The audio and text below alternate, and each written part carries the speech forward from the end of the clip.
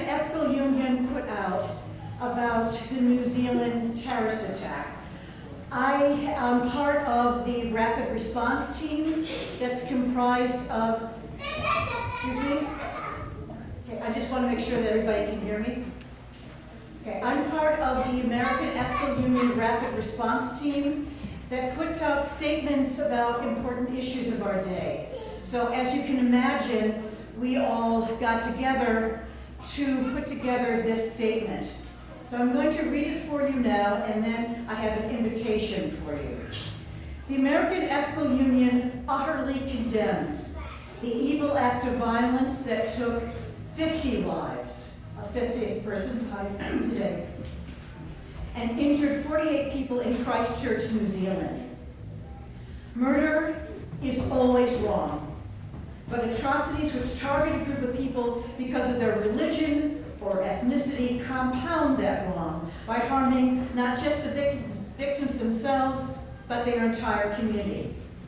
People should not have to live in fear because of their faith, ethnicity, or race, yet for many Muslims and many immigrants, fear is a daily reality.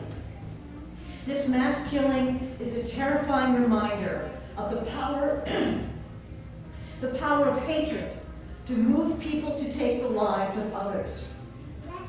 It is reported that the shooter espoused racist and white nationalist views and published a document online outlining his motivations, in which he expressed extremist right-wing anti-immigration sentiments. Though New Zealand is geographically distant from the U.S., we cannot deny and must not forget that similar sentiments are festering in the hearts of too many Americans, sometimes provoked by prominent political figures who scapegoat immigrants and demean Muslims for political gain. The killer's own actions demonstrate that racist right-wing extremism is a global phenomenon. In his manifesto, he praised white supremacist terrorist Dylan Roof. Hatred has consequences, and the atrocity in Christchurch should serve as a call to all of us to actively resist hatred in our own communities. We must condemn Islamophobia, the wicked insinuation that Islam is a uniquely dangerous and alien religion. We must condemn racist anti-immigrant rhetoric which wrongly suggests that only a select class of people deserve respect, dignity, and protection. Muslims are full members of our human community and deserve a world in which their dignity is cherished. We, the American Ethical Union, commit ourselves to working in solidarity with the victims wounded in these attacks and the families of those who were killed to create a world in which today's events would be unthinkable. And I'd like to add, philosopher Hannah Arendt wrote, "If one is attacked as a Jew, we must defend oneself as a Jew. When you are a Muslim, you must respond as a Muslim. And today, we are all Muslims, all of us who are committed to the light of our civilization, to peace, to saving our society from the primitive barbarism of such poisoned, inadequate minds." Audrey will lead us later in an activity here for Spring Festival, one of which will be an opportunity for you to send a message of mourning, of support and hope to the students at Columbia and NYU who are members of the Muslim student associations there. We have 2 clipboards here. I invite you to write on both of them. And you will see that this image has gone out around the world. I posted it on our Facebook page, and it will be part of the message that I will hand deliver to our Muslim students. It says, "This is your home, and you should have been safe here." And I want us to make sure that we add to that, "and you are safe here." So please take that opportunity. I was at NYU for the vigil on Friday, And it was very painful because I'm a chaplain at NYU and at Columbia, and I'm part of those two interfaith communities. And sadly, some of the most frequent interfaith activities that we've had on those campuses have been our vigils. Our vigils. And I just want to say something else about Chelsea Clinton. She has supported the community at NYU, the Global Center for Spiritual Life, for many years. And she's part of the Of Many Institute that we have there and the Multi-Faith Council of Students. I stood next to her on Friday. She is pregnant with her third child. And she stood there to support and to mourn the students there. And she was verbally assaulted by a couple of the NYU students who took that opportunity of her presence to confront her on some tweets that she had put out there. And I think we all have to bear in mind that no matter how we feel about anyone, and I want to appreciate Audrey for bringing up the subject of forgiveness. No matter how we feel about how people express themselves, they must be respected and honored. She was there silently as a presence, not as a speaker, to support the NYU community, which she has supported for many years. Shame on those students who felt they had this unique opportunity to confront her. Let's not do that. The message that day at that vigil, the message every day for us, should be what my colleague Imam Khalid Latif said, is audacious love. Be courageous and audacious in our love. Okay, I'm going to give you some words, and you're going to give them back to me letter by letter. We're going to spell the biggest word of ethical culture. Give me a D. D. Give me an E. E. Give me another E. E. Give me another D. D. What's it spelled? D. What? I didn't hear you. D. What's that? Whoa. D. It's the biggest commitment that ethical culturists make, is that we're not going to sit around and think about things and just be smart about them. We're going to act. We're going to do things. We're going to act inside ourselves to develop ourselves and get really more thoughtful, really more caring, really more forgiving, more compassionate, and we're going to use that inner power to fuel our actions.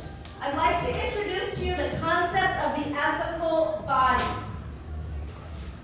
If you are an ethical culture person or someone who's interested in creating an ethical culture in our world, let's live in our ethical culture body. So just really for a minute, take a breath and fill your whole body up. Feel what you feel like from toe to fingertip, through heart and hips, all through brain and ears and eyes. This is your ethical body. You live in it.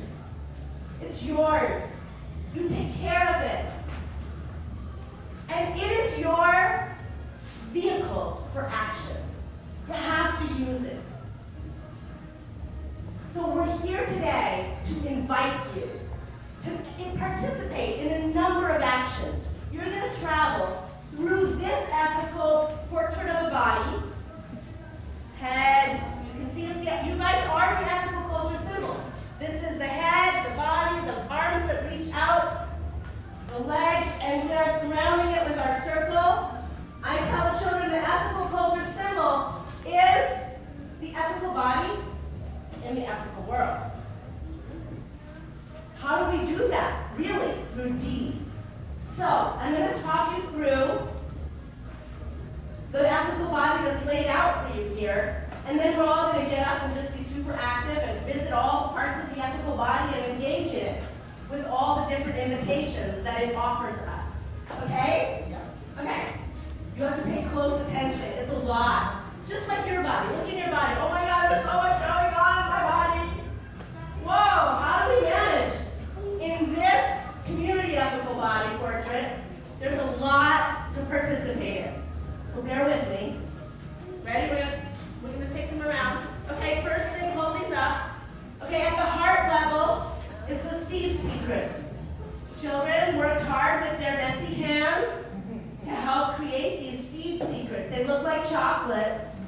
but they're not. They're chocolates for the earth. You want to feed them to the earth. What's in them? You know? Seeds, compost. Compost. And clay. Ready? Seeds, compost, and clay. Everybody say it. Seeds, compost, and clay. So when you, this is called positive littering.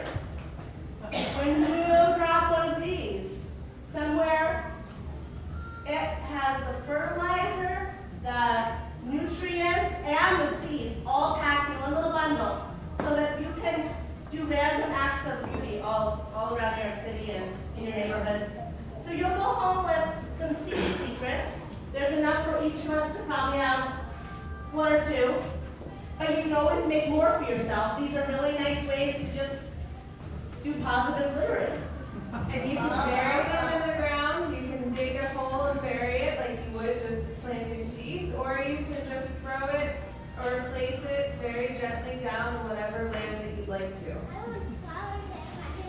So that lives here at the heart level.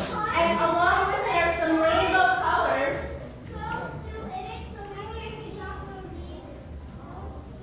Yes, maybe you can even put it in a pot at your house if you'd like. That's true.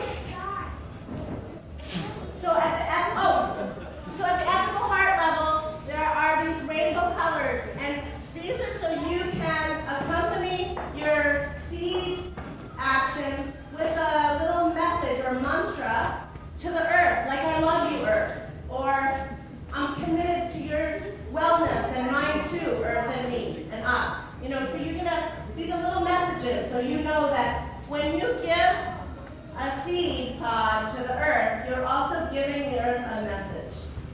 So you can write them here if you want. Let me take you through this, okay? We're gonna start at the head.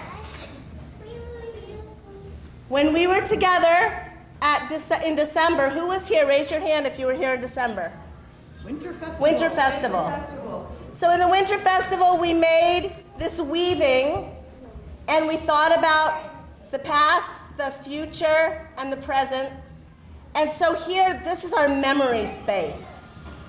We have our yellow butterflies for ancestors that people thought about during the Winter Festival. They're all here. We use our memory to inspire us toward the future. This is important. Our ancestors are powerful cheerleaders in our hearts for us to move forward into our ethical future. And so they're here.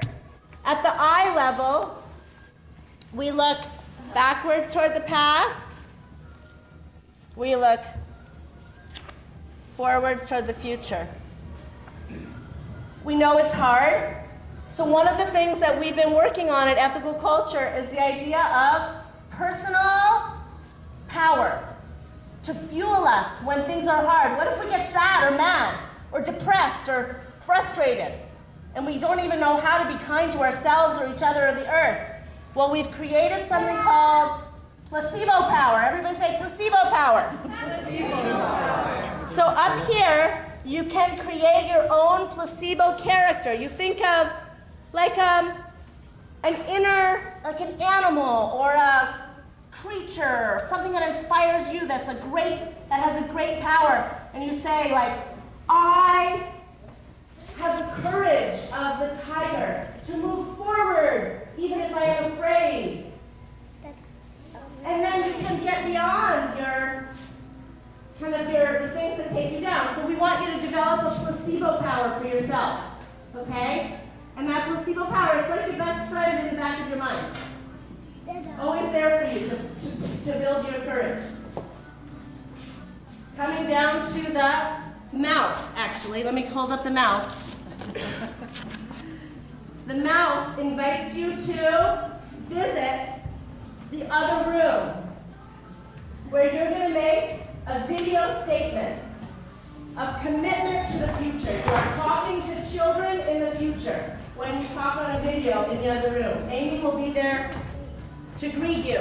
Yep, Do you want to talk about it for a minute? So I'm going to take short video, almost like diary, I wouldn't say confessionals, but I would. Commitments. Commitments. You're making a commitment to the future. You're saying, children of the future, because I believe in you, I am going to change myself. I'm making a commitment to do something better, and I want you to be specific about it. Make a commitment to the children of the future and be specific about it. This will go into our time capsule, which the children in 5 years, when they're growing, will open up. When they need it, to have more courage, they'll have you as their team. And they'll feel your commitment because they'll listen to your video. Okay, so that's important. Okay. Got it? Yeah? Yep. Here, let's move to that. We know what we're doing at the heart level. We're taking seeds. To remind us of that are the hearts that we all made, or some of us made at the Winter Festival. Just reminding us of our commitments. So that's here. Mercer and Oberon, I need your help. Come here. We're gonna talk about bringing your own. Will you help us? We invite you to. We invite you to bring your own water bottles, napkins, and plates, and utensils, and things that you can bring to eat that, so that we don't waste plastic or paper or get stuff into landfills. You could bring your commitment to bring your own things.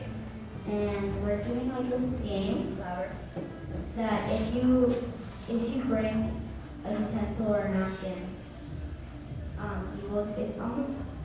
it's a competition, except it's not like something, it's not about winning or losing, it's about acknowledging.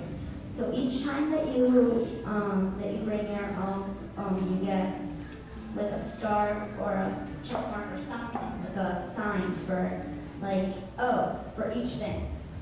Oh, they brought a napkin. Oh, they brought their plate. Oh, they brought a water bottle for each object. And the person who gets the most for the next, at the next platform, they get a shout out. So we're going to keep track. Children are going to keep track. They're inspired in the lunchroom to keep track of what you're eating on and to give you credit for your commitment to the future towards actually not using wasteful products. It's a little messy. We know, because our families have started this. We all began it because we were inspired by our youngest. Oberon and Ada and their family were doing this. And all of us started to be inspired by it. So if you see the family table, you'll see. And you can study that and see, whoa, can I do this too? It's hard, it's a little messy to take stuff home, and you can watch it here if you want and take it home, or you can watch it at home, okay? If you need support and help, ask the kids. They will support you and help you, and they'll be your cheerleaders in this. Okay. I'm going to talk you through the other arm. We're going to go down the body. The other arm, Anne was talking about Greta. Greta Thunberg inspired the world to get very clear-minded. To say, hey, you want to chit-chat? No. Let's actually think very, very focused way about our planet. And let's just focus on it. So that's what all the children around the world did protests and marches Friday from school. So that we want to write a letter to Greta. We want to collect letters from you. You can just either sign here, or you can write your own letter and leave it. And we're just saying ethical culture is with you, Greta. We believe in children's leadership. And we have it here. And let's see, what else are we going to do?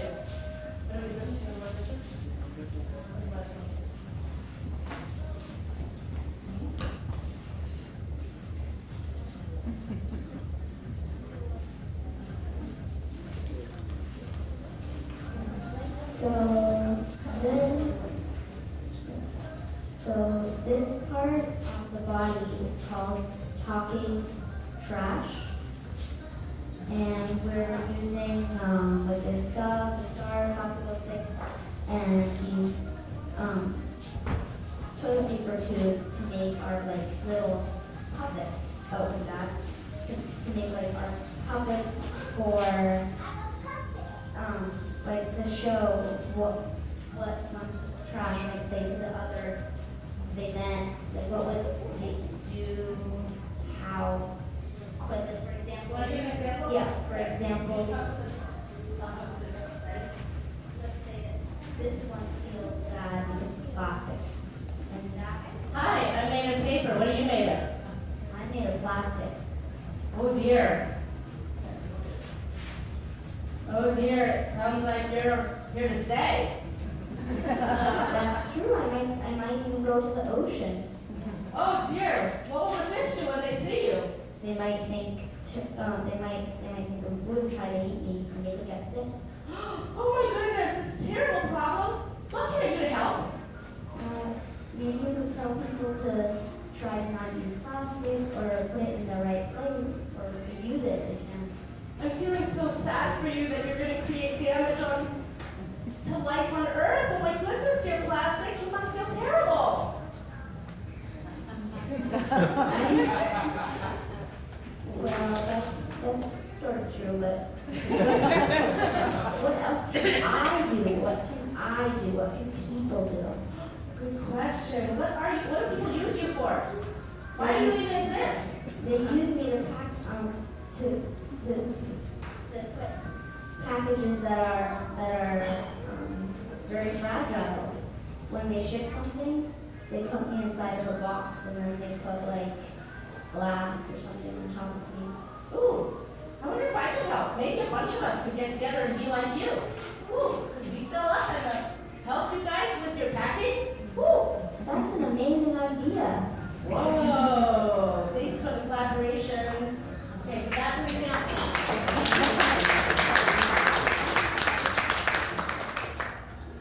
Yeah, go for it. He's going to tell you something else though. This is Miles. Plastic in the ocean is very hard for plastic to get destroyed. It can still stay alive through wind and extreme temperatures. In the ocean, it breaks down in tiny bits, and it can absorb. And the plastic can absorb lots of different kinds of toxins that are in the ocean or other kinds of chemicals, and the fish eat it. Not only does the fish get sick, but also the fish with toxins in them could end up as seafood on your plates at home. So then you would get eat toxins from the fish eating the plastic, which had toxins in it.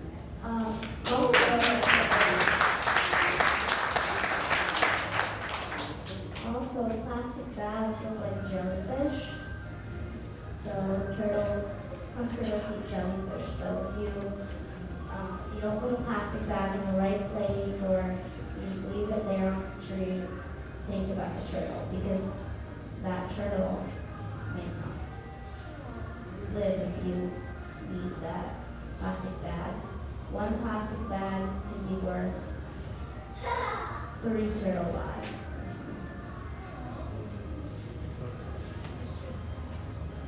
Audrey, yes. Yes, I met a woman who had just come from India. I met a woman about 3 weeks ago who had just returned from India. India has completely eliminated plastic bags. And we think they're a developing country. Hello? How many of us have eliminated plastic bags? Raise your hand. Have you eliminated plastic bags in your life? Getting there. We have to do it. We've got to. She showed me her bag. I don't know what it was made from, but it was not plastic, and she got it in India. India no longer has plastic bags. Let's do it. Let's start right here. Draw a line in the sand and never use another new plastic bag again. What will it take? Let's see. Can I talk to the rest of the body? Yes, please. One more thing. I know we're going to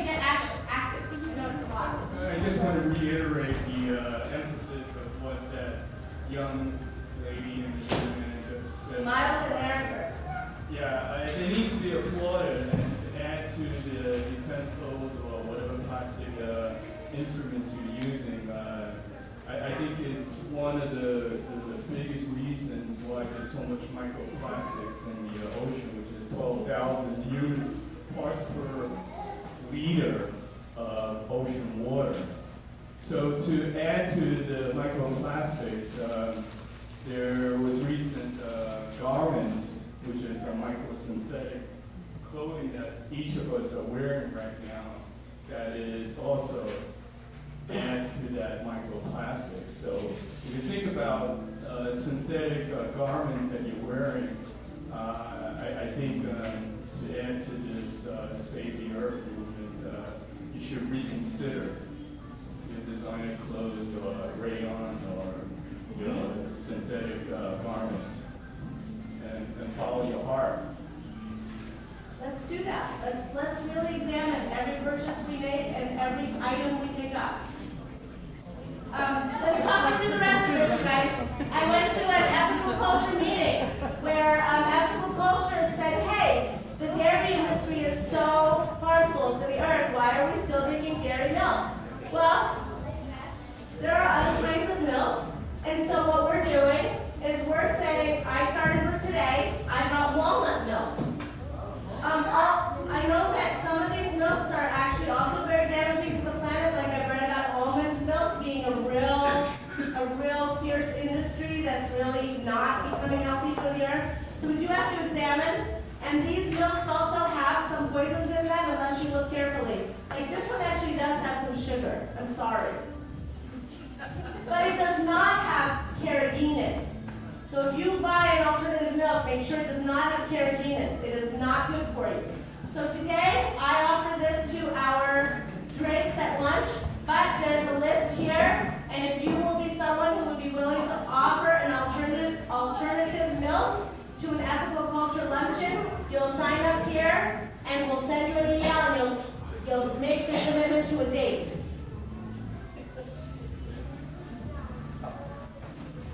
I know, I'm sorry. I'm known as Miles' father. This working? Yeah. Miles just wanted me to come back to composting and mention that it's something that our household does, and many schools, including this school now, is a place where you can once a week send your compost. And I think years ago there was a conference on garbage in New York that I attended, and they talked about all of the ways that can make a difference. And it starts with, I think, what this gentleman said, what we're purchasing, being aware of that. And then I think the next step is where we do with what we're done with. The best thing to do with it is to reuse it, give it to someone else to use it. Well, the best thing to do is to not buy it. But the second best thing to do is to find ways to reuse it. Then third way is recycling it. We know that that's a challenge because not all, we produce more plastic than we can recycle, but it's still better than putting it in the ocean. Okay, let me talk you down the body. Here we go. I'm gonna go quicker. Down here at the crotch level, we are talking about how do we deal with waste. So on a societal level, we really do need to address this.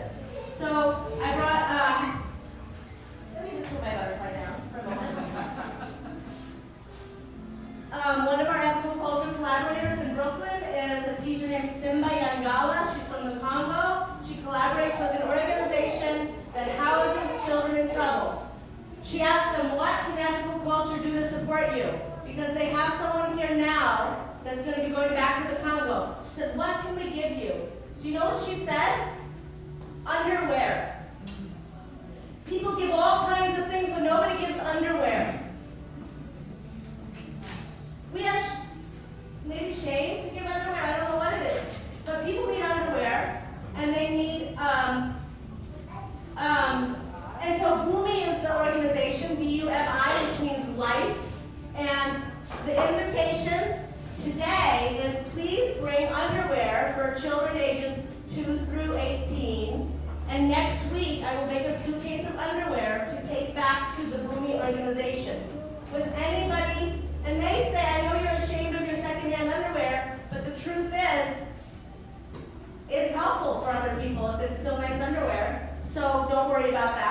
But if you want to purchase new underwear, that's okay. But secondhand underwear is valuable. We just don't think we don't think of recycling that, reusing that.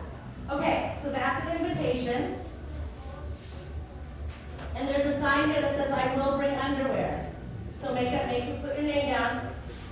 The letters to support our Muslim neighbors at Columbia And are here. NYU, there are two of them. And NYU, so there's one for Columbia, one for NYU. Please sign those. Coming down here, in May, we're going to participate in the AIDS Walk. We would love for you to sign up right here and let us know that you want to sponsor us so that we can follow up and really have your support. Down here is the Spare Change collection for our very own New York Society Ethical Culture Women's Shelter. Super important, and it's always out. I just want you to remember you can continually put change in here and be benefiting the women whom we help downstairs. And if you've never seen the women's shelter downstairs, go ahead and wander down there one day so that you can see it. A few years ago, teenagers made the room inspiring by adding murals of inspiring women to be uplifting in spirit. Yes, my dear.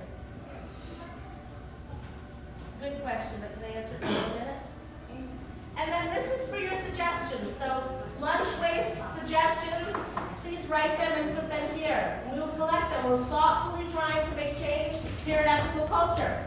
And now I have talked you through the ethical body. This is where you can make your own puppets and talk to each other about the problems. You can even take one of these characters and talk.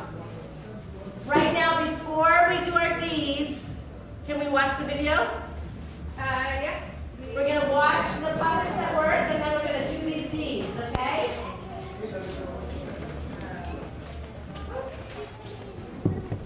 I think the sound, so Either recycle or reuse plastic things to make something cool like me. If we don't do that, we will end up down the ocean or in the trash, thrown out in birds. I don't want that to happen to me. I have a good bag. I can get reused all the time. I just need to go into a reusable bin so I don't need it again. I don't need to go in the ocean. If the fish we eat, if they eat the plastic that we get into the garbage, that's actually plastic, then they will eat it, and then maybe we will catch those fish, and then we will maybe be eating plastic. Woof, woof, you're so lucky. It's hard for some people to reuse me. I have plastic coated in the inside. I guess you could reuse me, but I'm not sure that people would want to do that. Some people say that plastic cups and paper cups are one-time use only. I'm sad. It's okay. We can make a sign that says we use us. Nice to meet you. I'm a word bottle. My name is plastic number 6. Nice to meet you. I'm a steel, used to be a wheel. I'm also a water bottle. Why do people like you more than me nowadays? Well, I think the thing is that is very nice is that you can use me and reuse me all the time. I have been with my owner like for 3 years and we go everywhere together. Well, that's very cool because when I break, people throw me out. Sometimes they even throw me out if I don't break. Really? Even if you are still look good? You look gorgeous. Oh, thank you. I think I can understand why people like you.